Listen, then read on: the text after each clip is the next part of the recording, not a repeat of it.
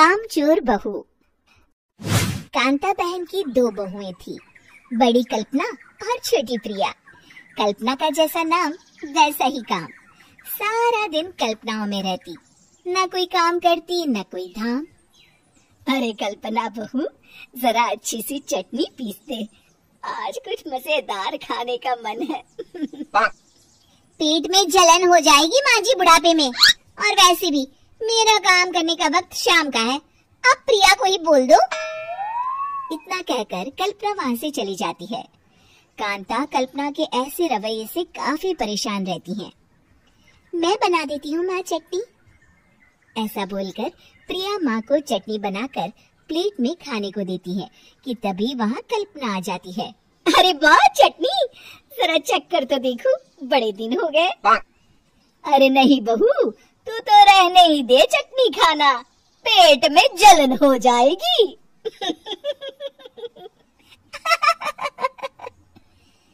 इतना कहकर कांता और प्रिया दोनों हंसने लगते हैं। कल्पना सारा दिन या तो मोबाइल में YouTube देखती या फिर सोती रहती।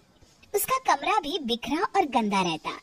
एक दिन कल्पना का पति अशोक उससे कहता है, अरे कल्पना, जानवर भी उस जगह को साफ कर लेता है जहाँ वो बैठता है, तुम तो इंसान हो, कैसे इतने गंदे कमरे में रह लेती हो? देखो सारा सामान यहाँ वहाँ बिखरा पड़ा है।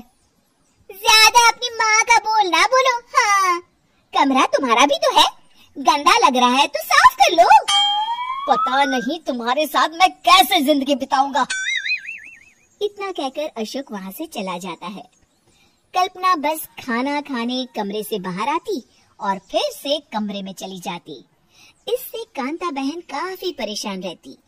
एक दिन प्रिया कांता से कहती है, माँ, मैं सारा दिन काम करके थक जाती हूँ, आप कल्पना दीदी से कहिए ना कि सुबह और शाम का काम बांट ले। मैं तो अब सिर्फ एक वक्त का ही काम करूँगी। हाँ। अरे तू वो भी ना करना, एक बहू तो कामचोर थी ही, दूसरी भी आ गई काम ना करने के बहाने लेकर। तभी वहाँ प्रिया का पति रमेश आ जाता है। माँ, मैं देख रहा हूँ भाभी कोई काम नहीं करती, प्रिया सारा दिन घर और रसोई का काम करती है, अब कुछ करो ना माँ। कांता मन में कुछ सोचती है और कल्पना के पास जाती है। कल्पना फोन पर मेकअप करना देख रही होती है। कल्पना, तुम सारा दिन बस मोबाइल देखती हो, घर का कोई काम भी कर लिया करो।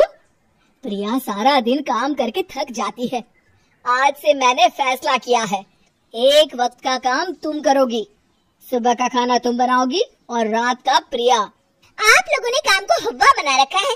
अरे पता नहीं थोड़ा सा ज्यादा काम करने में आप लोग घबरा क्यों जाते हैं। और हाँ, बहुत ज्यादा प्रिया की तारीफ मत करिए मेरे सामने, बड़ी बहू तो मैं ही रहूंगी।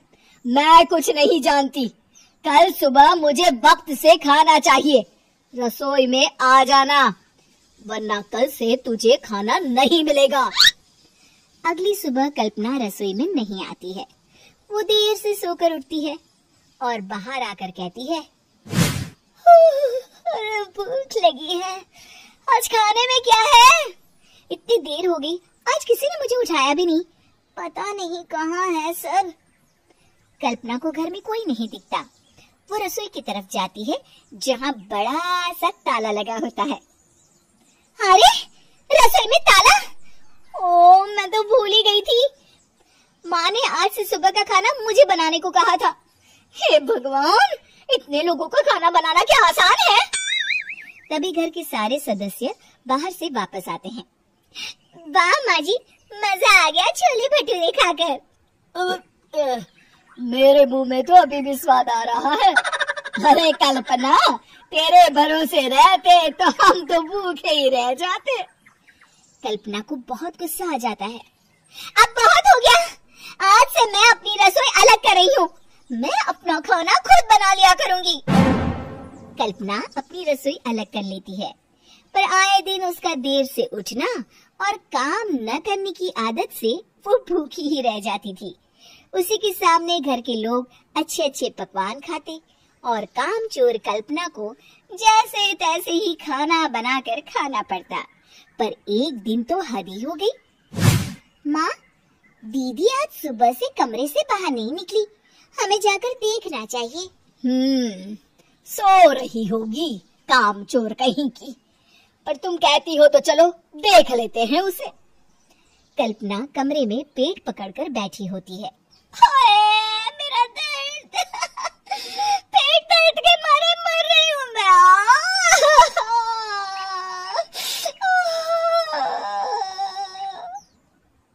अरे दीदी, क्या हुआ? पेट में दर्द क्यों हो रहा है? डॉक्टर को दिखाया आपने? माँ, कल्पना खड़ी होती है और माँ जी के पास आती है। मुझे माफ कर दीजिए, अब से मैं सारे काम में मदद करूंगी, कभी आलस और काम चोरी नहीं करूंगी। हाँ हाँ, वो तो ठीक है, लेकिन अचानक क्या हो गया जो तू काम करने को तैयार हो गई? कामचोर कल्पना। माँ, लगातार बासी और उल्टा पुल्टा खाना खाने के कारण मेरे पेट में इन्फेक्शन हो गया है। काम न करना पड़े इसलिए मैं 2 दिन का खाना एक दिन ही बना लेती थी। बासी और खराब खाना खाने के कारण लेने के देने पड़ गए। पेट में दर्द हो रहा है। चलो अच्छा हुआ, देर आए दुरुस्त आए।